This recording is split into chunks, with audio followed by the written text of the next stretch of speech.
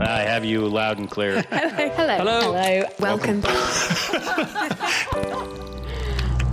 Science. And that is to say, physics, medicine, nature, or Space. Time. The brain. Life. The universe. This week, a special Halloween look at the science behind horror films. I'll be finding out how the genre has changed through the ages, how fear takes hold of your brain, and the science being used to make our films even more terrifying. Plus, what does that sound have to do with the shower scene in Psycho? I'm Georgia Mills, and this is The Naked Scientists.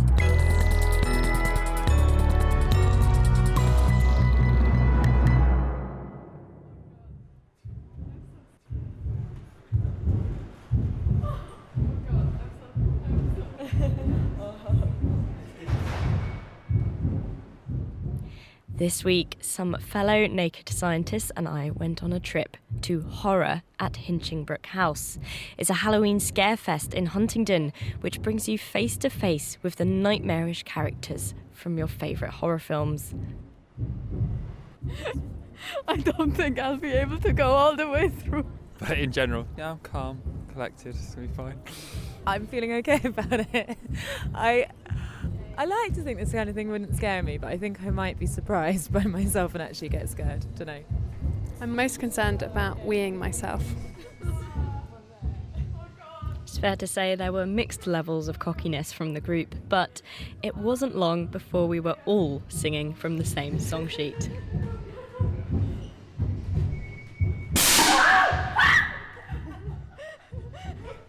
Each room was designed to resemble a different horror film. There was The Shining, there was The Purge, and who could forget Texas Chainsaw Massacre.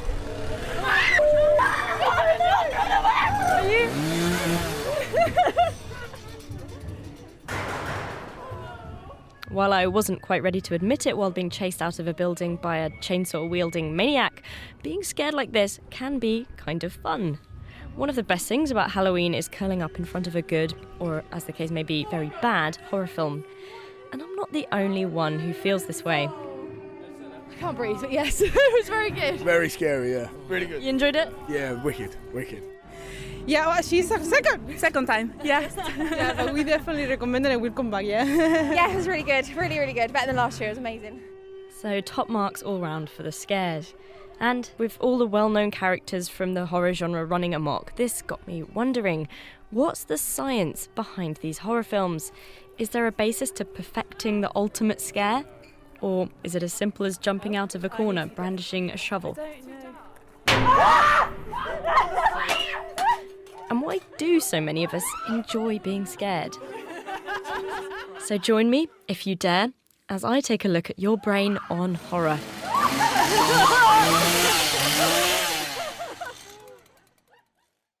According to MovieWeb.com, there are over 250 horror films coming out this year. If you include smaller independent movies, that number could be as high as 1,000. And while horror films often do get critically panned, their popularity is enduring. So when did our hunkering for horror begin? I think human beings have been telling cautionary tales, campfire stories, folkloric tales for hundreds, possibly even thousands of years. That's Simon Brown. He's Associate Professor of Film, TV and Media at Kingston University and the author of Screening Stephen King. We got together for a chat about the genre.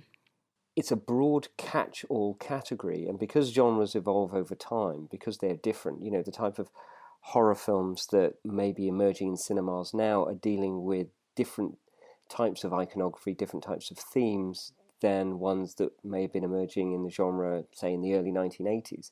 Because fundamentally, what the horror genre is doing is asking us to consider the things that frighten us, and the things that frighten us change. So what are the different types of horror film? There are lots and lots of different types of horror films, and they are aligned with, but not exclusively, different ways of trying to scare the audience. So if you look at an early vampire film called Vampire, everything about that film is uncanny and strange and surreal. It draws on surrealism, so everything is off kilter, everything is strange, everything is a little bit weird, everything is not the way it should be. So you have shadows that move independently of the characters. That's one way of doing it. That's surrealism. That's doing everything off balance. At the other extreme, you can simply go for the gross out. You can have films that are excessively violent, excessively gory, and that image of abjection, that image of the body in disarray, that image of bodies being dismembered and the crunching noises of limbs being hacked off or whatever it may be, is another tool in the armory of the horror filmmaker. And there are many, many things in between. There's suggestion. One of the finest horror films ever made is The Haunting, which was directed by Robert Wise in, I think, 1962, where fundamentally nothing happens. They're in a room and they hear banging, and the banging gets louder and louder, and you never know what's making the banging. But it's the not knowing that makes it scary. The horror film is a genre in which you have almost unlimited freedom to do all manner of different things in order to get the reaction that you want out of the audience. So there's gore, there's suspense, there's surrealism, there's the uncanny, and that's just a few of the things that you can use. Boo! Let's not forget jump scares. So it seems like as long as you're trying to terrify, anything goes. But how does this emotion work in the brain? Anamika Aperjas-Hauter is a scientist at Cambridge University who knows a lot about fear. So fear is a very essential emotion. It's thought to be one of the oldest emotions. As it's for any kind of organism, it's very important to be able to avoid threatening situations. So you have to know when you're in danger and then to avoid these areas or stimuli of danger. We've all been there. There's something in the corner of your eye. A door creaks. There's a shadow in the corridor. You start to feel scared. Your heart rate increases. You start sweating. Your muscles contract. This is what's known as the fight or flight response.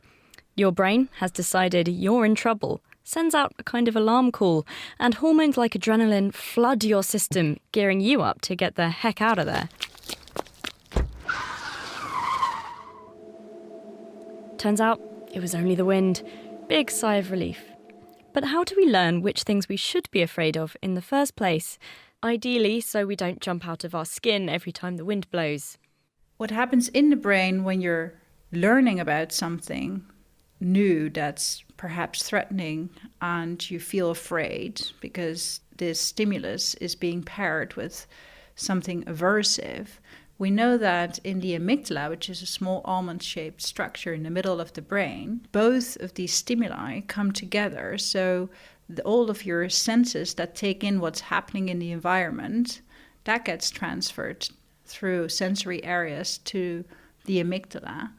And then also the input about the stimulus that it is of threat also gets into the amygdala. So, for example, if I was pairing a shock with a neutral stimulus, then something happens that's called associative learning. And we know that this binding occurs in the amygdala. So the amygdala is central to learning about threat and essentially feeling fear in consequence for a certain stimulus.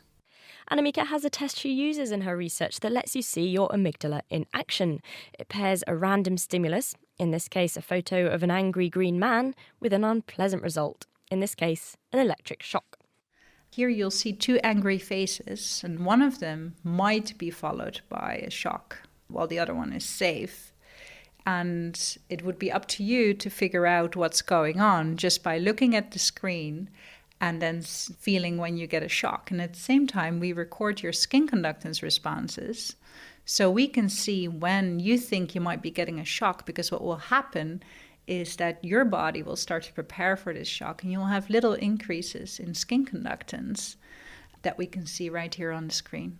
Okay, so in response to being electrocuted by this machine, my amygdala will help me associate one of these scary faces with a nasty outcome and start to provide a fearful response, which I assume is the sweating. Exactly, yeah. That's what you'll be able to see. Well, I'm already nervous, so let's give this a go. Okay. So I've got two sort of sticky pads with wires coming out them on my two of my fingers on my left hand. So you ready? Yeah. Did you get a shock? No, I didn't get a shock from that. Angry face. Green face. Oh, yeah. Oh, gosh, it's gone. Yeah, gone off the charts there. Okay. Red face now. No shock so far. Oh, no. Green face. It went up in preparation, even though you didn't get I didn't one get a this shock. time. Ah, I see. So seeing that face. So now what we can see in terms of fear learning is that every time you see the green face, we'll see a bigger increase in skin conductance than when you see the red face, because you're starting to prepare for a possible shock. So after a couple of trials, you will have figured this out and you'll see your skin conductance go up to it. Only one shock needed then before the mere sight of a green face instilled me with fear, and my brain kindly got me ready to run away. Not bad. But I also found that fearing something can actually help you cope with it, because I stopped paying attention to the computer. Fear learning is almost instant. It's not even necessary to have a lot of these experiences. And I'll turn this off for you. Okay, thank you. I think actually that you got an extra response because you weren't paying attention to it for a moment, and then out of the corner of your eye you saw it again and right away got a shock. So it also shows you how being prepared can actually help a bit. Okay, so yeah, like you said, back to the evolutionary basis of fear, being able to predict when something's happening helps you A, avoid it, and B, cope. Yeah, exactly.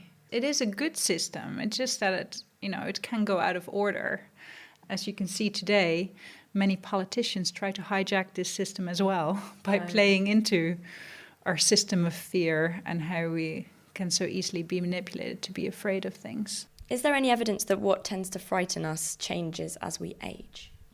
I think we habituate to a lot in the environment. So if anything, unless you develop an anxiety disorder, overall I think you'll become less and less afraid of stimuli in the environment. You just become more habituated to all kinds of things that can happen that are in the end not threatening. I mean, I have a very strong memory of being in the cinema. I think I was about 7 and I was watching Disney's Hercules, not meant to be a scary film, but I was terrified and ran out the room when there was a monster. Yeah, I think that children, they also don't have this area of the brain called the prefrontal cortex yet, which is involved in down-regulating a lot of these responses. So also when you're learning about something that it's no longer threatening, this area is very much involved in signaling that it has now become safe. And this area is not very developed in children, so it's very hard for them to learn when things are in fact okay and things are not threatening, or to down-regulate an emotional response. When you go to the cinema and you see something a bit scary, often when you get home at night you see it again and again, and when you're trying to get to sleep it's still there with you. What causes this sort of repetition of the spooky things you saw in the film? So what I think that happens is, like I said before, you create a memory of this certain stimulus or object or scene that is threatening. And because that's so active at that moment in your brain, you're still processing it, a process called generalization starts to happen. So if you've just been around like loads of snakes, for example, and quite threatening ones, and you then go for a walk in the dark in the woods, and normally you might have a response to that as well if you see, the stick on the road, and you might jump. But in that case, you're primed, essentially. So your brain system that's involved in detecting things in the outside world, so sort of a saliency network, is much more active, I think, at that moment to detect similar stimuli in the environment.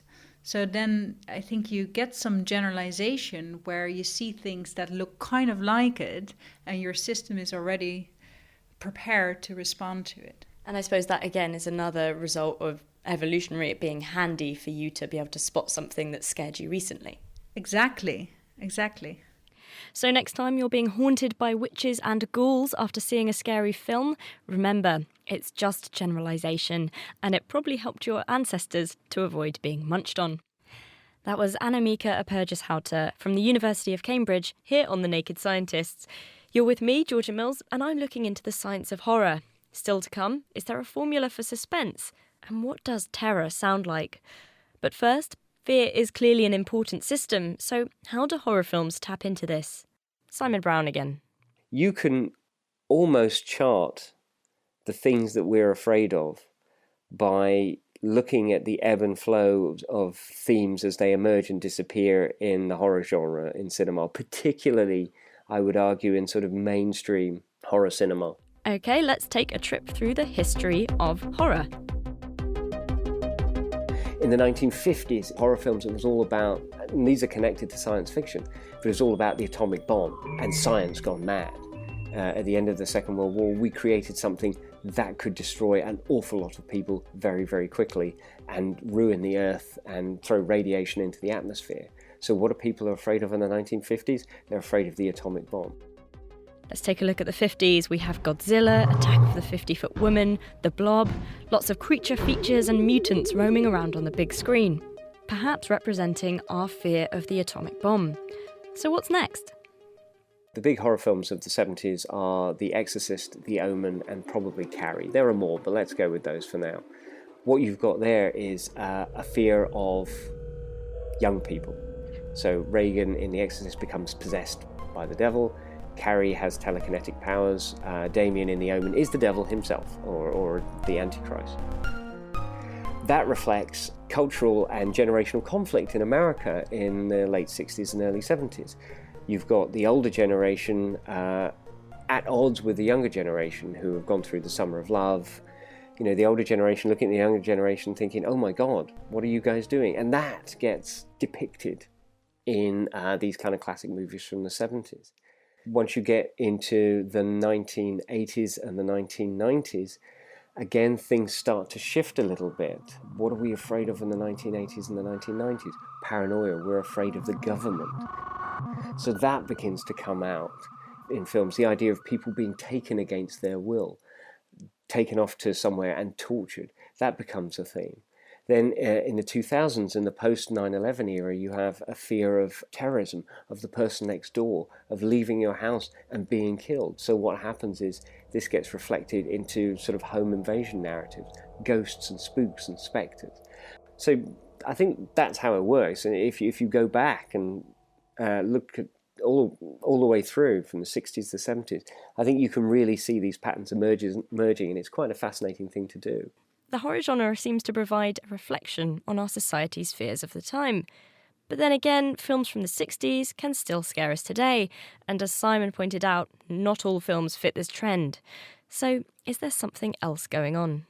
Hi, my name is Hank Davis. I am a professor of psychology at the University of Guelph in Ontario, Canada. Hank is the author of the book Caveman Logic, and he approaches horror films from an evolutionary perspective.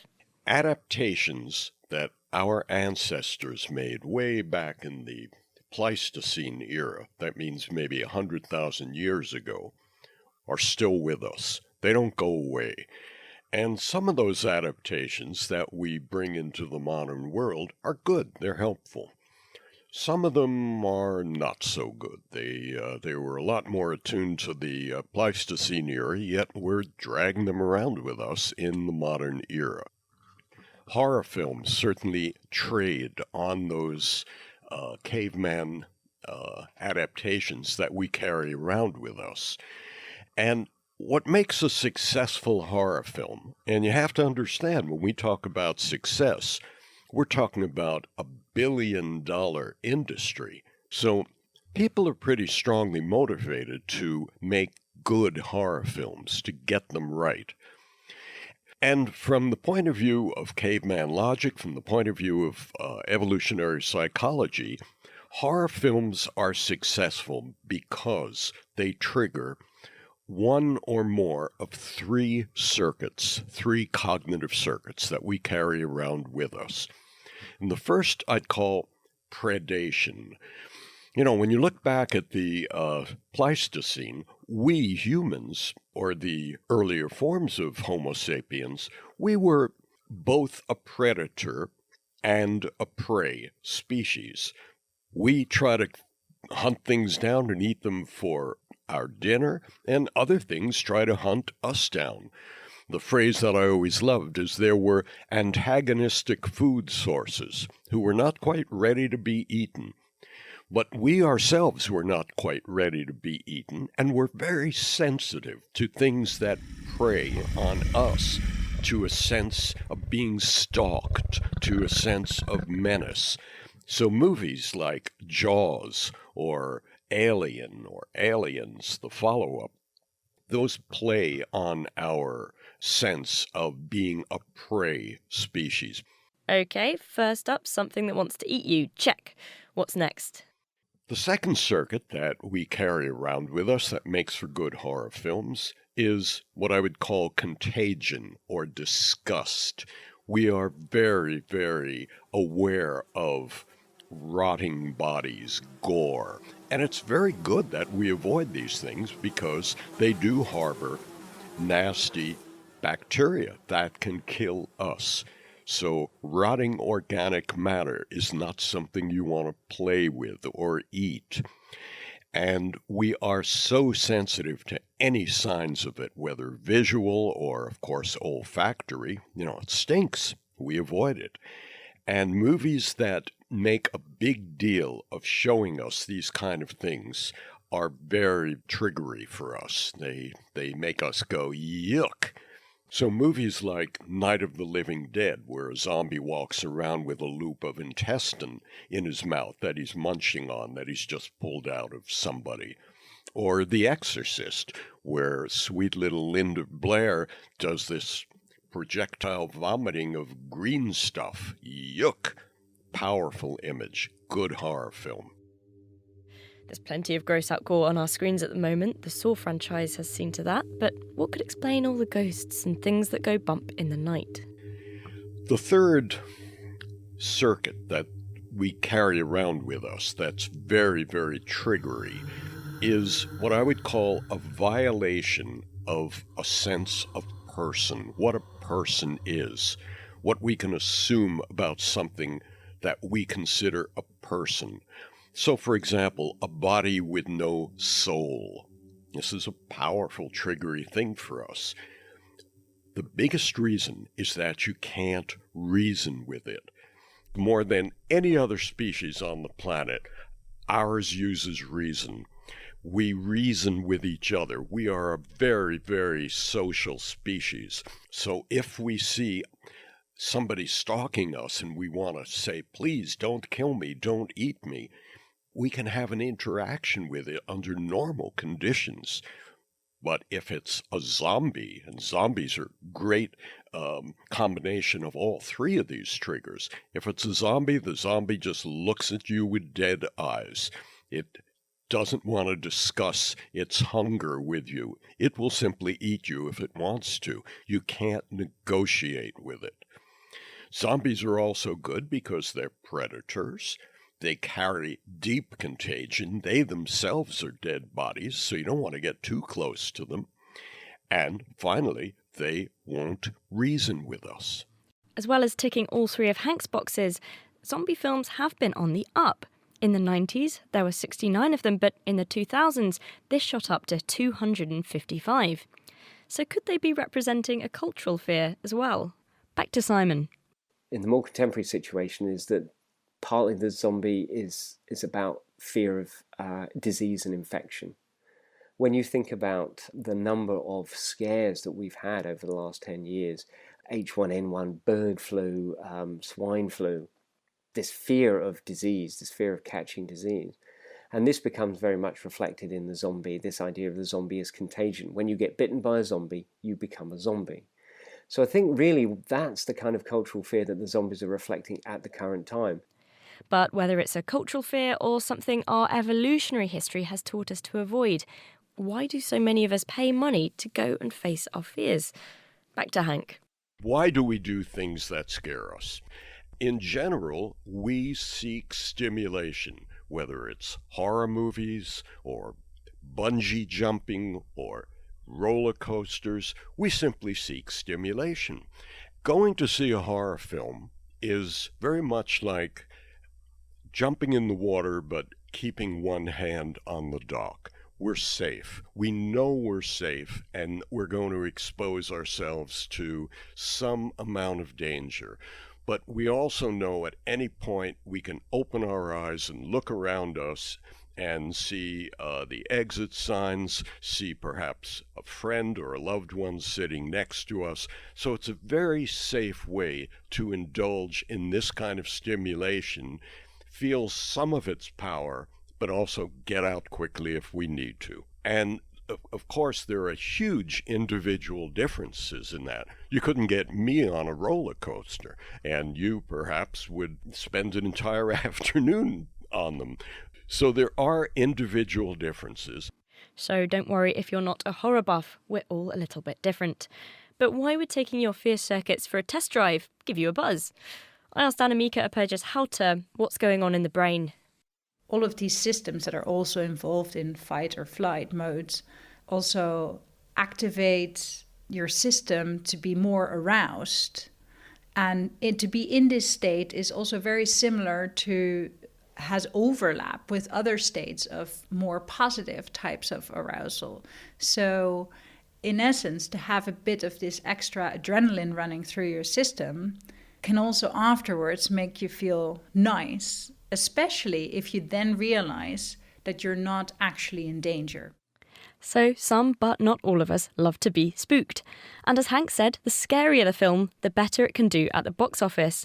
So for the second half of the programme, I'll be investigating more about how filmmakers use sound to scare us and whether science can make our movies more terrifying. The idea that we can go to some kind of technique or technological expertise which will, make the decision for us, that will be attractive to a good group of people. In this month's Naked Genetics, we're hearing more than ever about the secrets hidden in our genes, from our risk of diseases like cancer to traits such as sporting ability. But just because we can test for them, does that mean we should? Listen and download now at nakedscientist.com/genetics. This is The Naked Scientists. You're with me, Georgia Mills, and if you'd like to get in touch, let us know your favourite horror movie moment, for example. It's chris@nakedscientist.com, or you can find us on Twitter, @nakedscientists. Now, one of the things I do when a film is getting a bit too spooky for me, I turn down the volume. Because sound is a really big character in horror films. But just what makes a sound scary? There's obviously our associations we take into the theatre with us. Just listen to this dentist drill, or this alarm clock. Both associated with very bad experiences. I don't like getting up in the morning. But are there sounds we're just more likely to find unpleasant? Dan Blumstein is a professor at the University of California, Los Angeles. I study marmots, which are big ground squirrels, and I run a long-term study of marmots that have been studied in Colorado since 1962. And for this study, we catch marmots and we mark them and we release them and we study them throughout their lives. So I know marmots pretty well. I'm enthused about marmots. And I'm casually handling a baby marmot one day, and we put marks on them. And I'm holding it gently, and it starts screaming, and I almost dropped it. And I wondered why I had that feeling. Why did I have an emotional response to a marmot screaming in my hand? I never had one scream in my hand before. I hear them alarm call all the time. I don't have emotional responses there. And that got me asking, what's going on with this scream? What's going on with this sound? Ladies and gentlemen, the marmot scream. How did you make them scream? Well, we weren't making them scream. We're just gently holding them and, pulling hair from their back to get DNA and putting marks on their back so we could tell who they were. And every once in a while they would scream. It's like, oh, no, not again.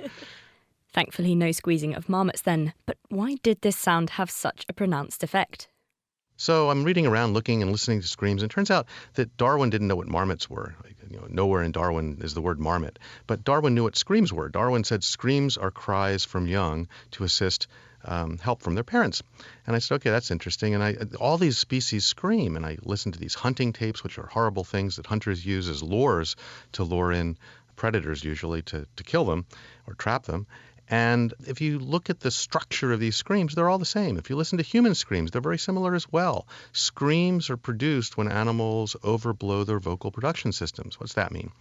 Screams are produced when a system becomes overstimulated and works outside its tolerance. So if you turn up your stereo, it sounds good, it sounds good, it sounds good, it gets louder, you're rocking along, and then suddenly it's like way too loud, and the sound becomes sort of predictably unpredictable. It becomes noisy. It has rapid frequency shifts. It just sounds bad. Well, that system is no longer acting in a linear way. And there's a series of these acoustic attributes that are associated with overblowing a system. And one of them is noise. Specifically, it's deterministic chaos, but it sounds like noise. It sounds raspy. It sounds rough. If you don't want to damage your ears by turning up your radio too high, here's an example of a sound without noise. And here it is with. Not too pleasant. And these things are found in all animal screams and human screams as well. So it sort of seems that there's something, because of how screams are produced, there's something common among many species that make screams maybe particularly evocative, that we listen to other species' vocalizations and maybe have an emotional response. I'm giving a popular talk about this in L.A. No marmots in L.A., but there are a lot of people that make music and film soundtracks. And I said, I bet this works for movie soundtracks. I bet musicians do this to influence emotions. And one guy comes up later and says, yeah, I'm a film score composer and I study how emotions and music are communicated. And I said, oh, that's interesting. And he goes, I bet you're right. I go, oh, you want to collaborate? And he's like, yeah. So we ended up getting an honors student to work with us, and the three of us sat down together, and we're listening to a bunch of these sounds, and we're looking at movie soundtracks, and we're getting the best movies, the best horror movies, the best adventure movies, the best sad dramatic movies. And we had a series of predictions. We said that these non-linearities are really emotionally evocative at a fundamental level. Then we should expect more of them in really scary scenes and really scary movies, and fewer of them in sad dramatic films and things like that.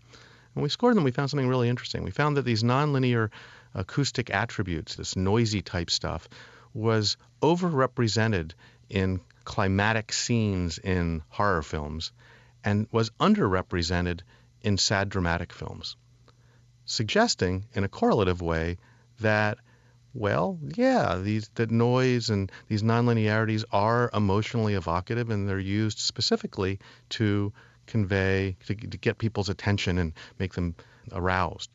Next, Dan wanted to see how this noise impacted our emotions. He teamed up with a composer, Greg Bryant, and they made marmot-inspired music to go along film clips. Little ditties either with or without this noise. And what we found was that there were emotional responses to these sounds, specifically the noise and the abrupt frequency shifts, whereby people felt more negative and more aroused when they heard these things. So basically the story is, by listening to my inner marmot, I discovered that there's a way to understand why we're scared, what's arousing, what's fearful. And what's fearful are these nonlinear type sounds that are produced honestly when animals are really scared. And we listen to these and respond to these because our ancestors listened to these and respond to these.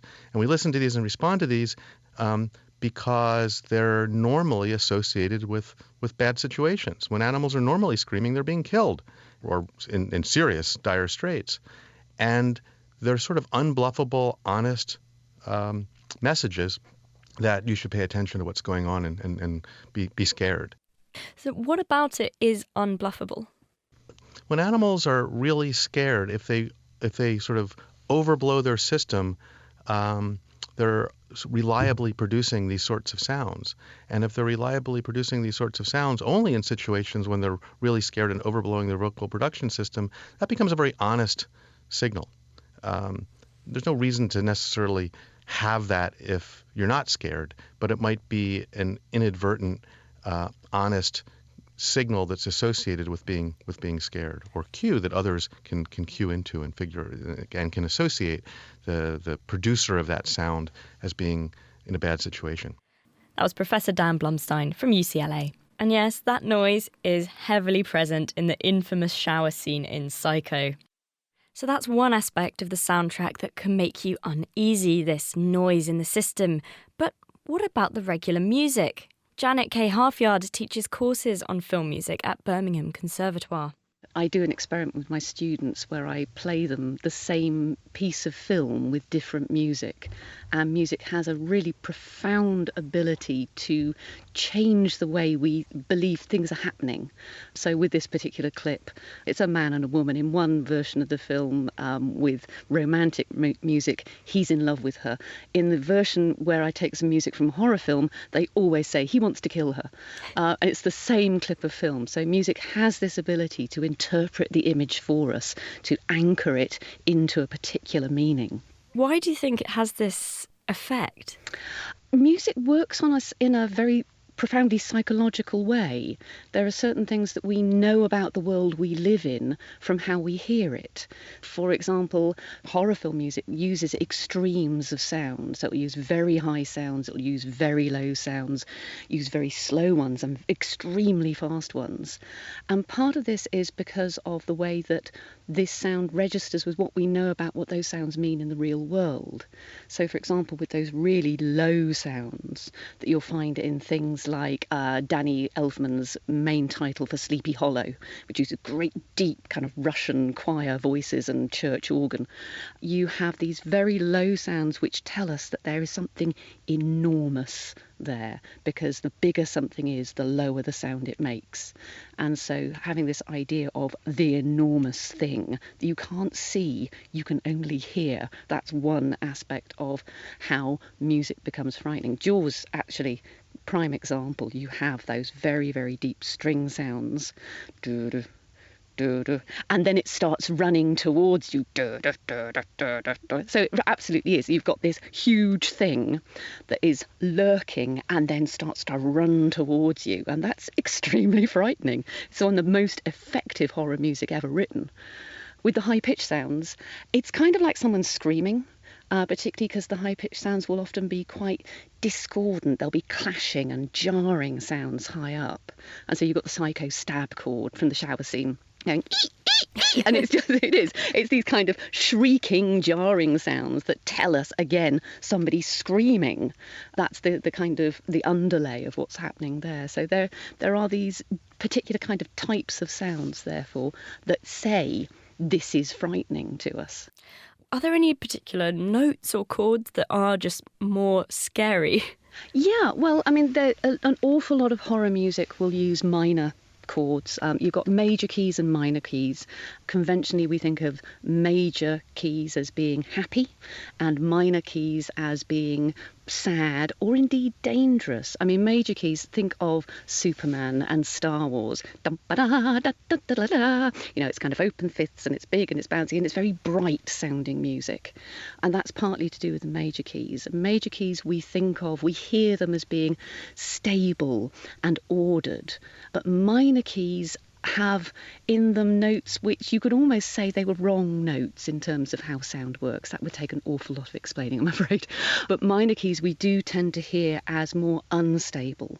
And so they point more towards things becoming out of balance, becoming dangerous.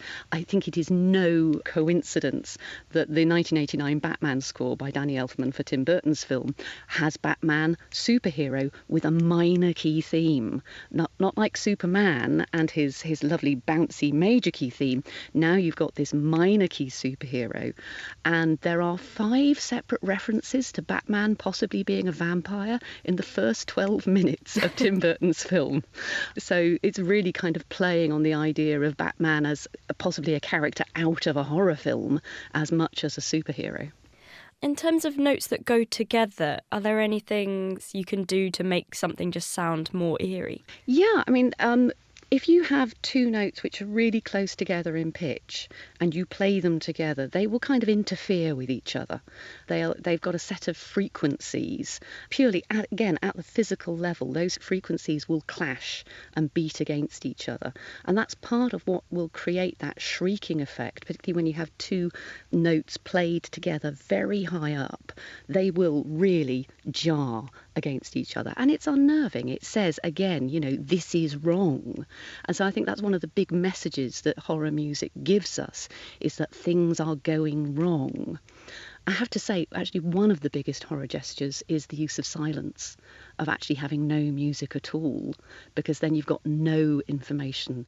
Firstly, that's a much easier job for the composer, I suppose. Much easier job for the composer, but they can exploit it by, you have the music and then the music will suddenly stop for a very brief moment and then wham, it kind of hits you with the scary stinger that makes you jump out of your skin. I suppose in nature, we're used to it being noisy, bird song, things like that, and when it stops, I guess something's gone wrong. Something's coming, yes. I think a lot of the way that music in horror films works is to play on the way that we expect sound to work in the real world. And yeah, silence is really unnerving. So we've got silence, deep low sounds and high clashing notes, which can all make music more creepy. But apparently there's one interval, and that's the difference between two pitches, that has been used to scare us for over 1,000 years. Possibly the most important interval in horror music, if there is a single sound, a single musical sound, is something called a tritone. Doom, ba, is how it sounds. Do, do. And in the medieval period, they called this the Diabolus in Musica, the devil in music, because it was the most discordant interval that they knew of. And it seemed, therefore, it was the disruptive thing, the devil in music. And composers have been using the tritone forever in terms of evoking evil. You find it in the Simpsons theme as well. That well-known horror. Absolutely, but it's there to be disruptive. It's there to be discordant. It's like this constant wrong note. It's what makes the Simpsons theme so quirky. But if you put it into a different context, it actually becomes scary. It sounds so wrong, so discordant, that a lot of composers have written music that puts tritones in. It's like a weird angle. It disconcerts us. We don't necessarily know why, but we know that it's wrong. Janet K. Halfyard from Birmingham City University. Hearing all these tricks to making a soundtrack spooky inspired me to try and compose my own chilling theme for this episode. Of course, there's one problem. I have the musical ability of a tone-deaf donkey, so I enlisted some help. Hi, my name's Anthony. I'm a composer. Anthony's scored film music in the past, and he's also done a piece for us, you might have heard. I have you loud and clear. Hello. Welcome. I got Anthony on board to see if we could use the science of fear to compose the world's most scary soundtrack. Yeah, that's exactly what we're going to be doing. I dropped by his composing studio, which turned out to be a laptop with some nifty software installed. And that just helps me get all the tracks together, so you can choose lots of different instruments and mix them together on different tracks. Okay, so we can have all the instruments we want, but the only one I can actually see here is a keyboard. Exactly, yeah. So everything that goes through the keyboard can be outputted as any sort of sound that you want. Right, Okay. so how do we start? I think we should probably start with some sort of low bassy note. So let me see if I can find one then. So this would be representing the sort of big unseen menace. Exactly, yeah. Oh, not quite right. There's other little sort of sounds. So if I do a really low note on this instrument, it does this sound. Oh, like so it sounds like an insect. Exactly, yeah. I think we should use that, definitely. Yeah, definitely. So we could mix those two bass notes together. So we could have that one as a sort of underlying bass tone or drone type thing. Have the insect coming in now and then. So we're getting a plot to our film as well. Yeah, exactly, yeah. Maybe this could be some sort of killer insects or something. So now we've got a plot to our movie soundtrack. I'm sure most filmmakers come up with a plot before the soundtrack, but hey. So next we need some of those high clashing notes Janet was talking about. Perhaps we could have something like, we use violins, which are used obviously in quite a few film soundtracks and film scores. We could get something like this. Am I going to get sued for copyright? Yeah, maybe. So obviously that's a well-known sound. That's just using the tritone. The devil in the music. Exactly, that's the one. That's sort of staccato violins. We could also do something like, let's have a look at this. And one thing we can also do with that, there's this sort of pitch bend pedal here that I can use to make it go.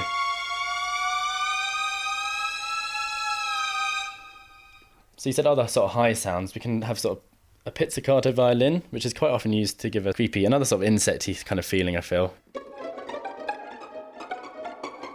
like that. And I like it. Yeah, so that can also go in the background, and then you can have it going low to high to sort of build tension. That's the insect creeping up the wall. Yeah, exactly. You can also have a few other sort of more electronic instruments, those sort of strange sounds. So that's quite noisy. Yeah, noise obviously is a good way of making people feel uneasy, because it doesn't sound nice, basically. Filling the score with noise is a good way of making a person feel on the edge of their seat. Anthony Baggett there. And we'll see if his completed composition gets you on the edge of your seat in a moment. Now, all those tricks we were using, science may have provided an explanation for why they scare us. But as Hank Davis put it, directors and writers aren't going to the science journals to make their movies. They simply know, and they know because they're human. The same stuff scares them as scares the audience, so they can just intuit the sort of things to put there. But maybe science can help give us the creeps. There was a study back in 2008 where scientists at New York University put people into MRI scanners, which can measure your brain activity. They got people to watch clips of Hitchcock production Bang, You're Dead, the Western The Good, the Bad and the Ugly, and the comedy Curb Your Enthusiasm. They found that when watching Hitchcock's work, in 65% of people, their brains tended to respond in a really similar way. This was much less so for the Western, and only 18% of people responded the same way to Curb Your Enthusiasm. So it seems Hitchcock was very adept at pulling our strings. But could the same brain scanning technology help us to peek inside the audience's mind and work out exactly what to do to light up our fear centres? This study coined the term neurocinematics, and suddenly this was going to be the new frontier of cinema. This technology is already used in Hollywood to help pick out the most effective trailers, so why not movies? Well, the hubbub has since died down a bit. In fact, the website of one of the major proponents of this idea now sells bouncy castles, so perhaps not this massive cinematic revolution. But Dr. Keith Bound at Receptive Cinema has been using his own technique to do something very similar. Basically, what I'm doing with Receptive Cinema is really acting as a film consultancy. So the film consultancy is based on my research, and it's really about implementing that research findings in a creative way, so bringing science of suspense in particular in horror films, and helping that sort of data and information work more effectively so we can create films that are more scary or more suspenseful in that sense. According to Susan Smith, who looked at Hitchcock's work, there are 3 types of suspense. 1, you, the audience, are in on it. You can see the big bad, but the character in the film has no idea. It's behind you. This is called vicarious suspense. 2, the audience and the character are both in on it. This is called shared suspense. And finally, there's direct suspense, which is where you're worried about something on your own and not any character's behalf. For example, the camera tracks through a dark forest and you're scared a face might pop out at you at any moment. So which works better? Keith showed people short 90-second clips from films like Quarantine, The Descent and Silent House, and then to find out how anxious people were in real time, he measured their sweat using the same technique Anna Mika used on me earlier. Basically, if you imagine these responses like little mountain peaks in a signal, so we actually get one curve that comes up as an amplitude. So we know that the higher this curve goes, the more intense that person's feeling that experience. And the longer it goes on, in other words, until it reaches a peak, that's the durability. So I measured anxiety by durability, how long the person was experiencing that anxiety response, and also the intensity, and that's based on the height of the actual curve. Now, Keith's technique can tell us things that we might not pick up on our own. Consciously, we would not know which part of a film clip makes us most scared, certainly by the millisecond. We might know a certain section that made us feel very tense, but what this psychophysiological recording, we can measure it by the millisecond. We can actually understand, no, this is exactly this stimulus here that you got here. When the lighting changed, the camera moved, or there may be some other factors that we can actually find, this is when you've experienced a very intense form of suspense. or anxiety in this case. So what the psychophysiology does is really pinpoint where we are experiencing this very strong or a weak anxiety response. Keith discovered that vicarious suspense, that's the one where you, the viewer, but not the character, can see the danger, elicited the most strong reaction from viewers. This makes sense, as it was Hitchcock's favourite form of tension. But also, contrary to what you might expect, people's anxiety in a scene actually dropped once you could see the threat, especially when jump cuts were used. What people really responded to was a close-up of the petrified face of the victim. So now Keith can use these and more findings to advise filmmakers exactly how to elicit the best response from people. But surely everyone is different. You won't have an exact formula for everyone. I have to make that quite clear. Everyone has a different preference, but I mean, what I did find is that you can get, in the clips that I like, Quarantine I mentioned earlier, the vicarious one, a very strong one, that did have a very consistent, very strong, intense anxiety responses, but there weren't many of them. You don't get hundreds of these things happening in the clip. But at the same time as you will get other ones that will have a weaker response to the same stimulus. Because remember, people bring a lot of things from their past into the cinema. Basically, when you go to see a horror film, you're going to create a mood that you're going to get frightened or scared. Or you're going to put yourself in a mood of what you want to be when you watch that film. And that mood then, what happens is your brain will start picking out any element in that film to support that mood. So your fear is likely to intensify. But like you said, it does depend on certain elements, and not everyone will have exactly the same result. They may have an anxiety response, but some will have stronger and some may have weaker. Dr. Keith Bound from Receptive Cinema. So maybe science will be able to make our films more scary in the future, but to be honest, they're doing a fairly good job of scaring the pants off of us already.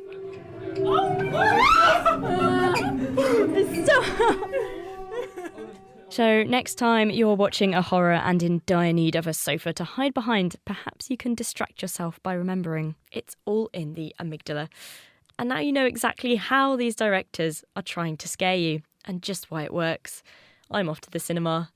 A huge thank you to all of my guests this week: Simon Brown, Annemieke Aperges-Houter, Hank Davis, Dan Blumstein, Janet Halfyard, Anthony Baggett and Keith Bound. Next week on the programme, we'll be charting the origin of our species. What makes us human? Do join us then. In the meantime, if you'd like to get in touch, you can email chris@thenakedscientist.com, you can tweet @nakedscientist, or you can find us on Facebook. The Naked Scientist comes to you from Cambridge University. It's supported by the STFC, the EPSRC and Rolls-Royce. I'm Georgia Mills, and thank you for listening. And to play us out, if you think you can handle it, the scientific and musical imaginings of Anthony Baggett. Could that be an insect behind you?